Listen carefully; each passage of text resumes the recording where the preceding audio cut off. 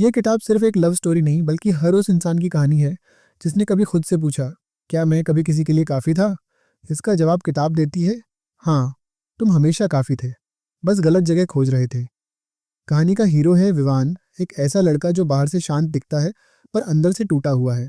वो एक राइटर है, लिखता है क्योंकि लिखने से उसके जख्म थोड़े हल्के लगते हैं, पर असल में वो अपनी पुरानी मोहब्बत मायरा को भुला नहीं पाया।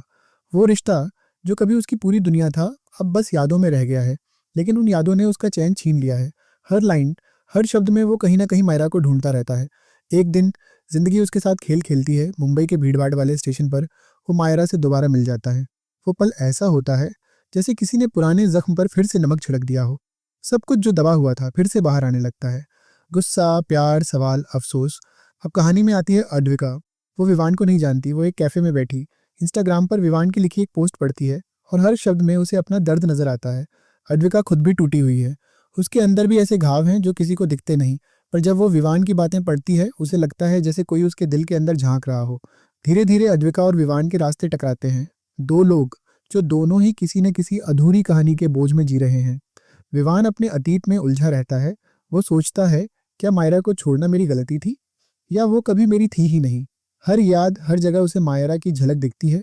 अद्विका विवान से कहती है, तुम मायरा के लिए नहीं लिख रहे, तुम अपने दर्द को शब्द दे रहे हो और यही तुम्हारी ताकत है। ये लाइन कहानी के असली मतलब को छूती है। कभी कभी क्लोजर नहीं मिलता, कभी जवाब नहीं मिलते, पर लिखना, जीना और खुद को स्वीकार करना, वही असली हीलिंग होती है। म्यारा का किरदार बहुत लेयर्ड है। वो बुरी नहीं है, बस अधूरी है, जैसे हम सब। उसके जाने के पीछे की वजह धीरे धीरे सामने आती है। शायद गलत फहमियाँ थीं, शायद प्रायोरिटीज़, शायद बस वक्त ही गलत था। जब वो दोबारा विवान से मिलती है तो दोनों को एहसास होता है कि कुछ चीज़ें वक्त मिटा नहीं सकता, पर ज़रूरी नहीं कि हर कहानी को हैप्पी एंडिंग मिले। जैसे जैसे कहानी आगे बढ़ती है, विवान अपने अंदर झांकना शुरू करता है। उसे एहसास होता है कि असली सवाल मायरा से नहीं, खुद से है। क्या मैं अपने लिए कभी काफ़ी था? अद्विका उसकी ज़िंदगी में एक नया आईना बन जाती है। वो उसे दिखाती है कि प्यार सिर्फ पाने में नहीं, बल्कि छोड़ने में भी खूबसूरती होती है।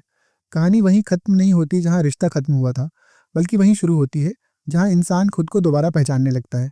ये किताब दिखाती है कि प्यार का अंत हमेशा खुशियों से नहीं होता। कभी कभी वो बस हमें बदल देता है। वॉज आई एवर इनफ सिर्फ एक सवाल नहीं, ये हर उस इंसान की आवाज़ है जिसने किसी रिश्ते में खुद को छोटा महसूस किया। कभी क्लोजर किसी इंसान से नहीं, खुद से मिलता है। कुछ घाव भरे नहीं जाते, बस अपनाए जाते हैं। हर याद हमें तोड़ भी सकती है और सिखा भी सकती है। फ़र्क इस बात पर है कि हम उसे कैसे देखते हैं। अगर तुमने कभी किसी को दिल से चाहा हो और खोया हो, तो ये किताब तुम्हारे दिल में गूंजेगी।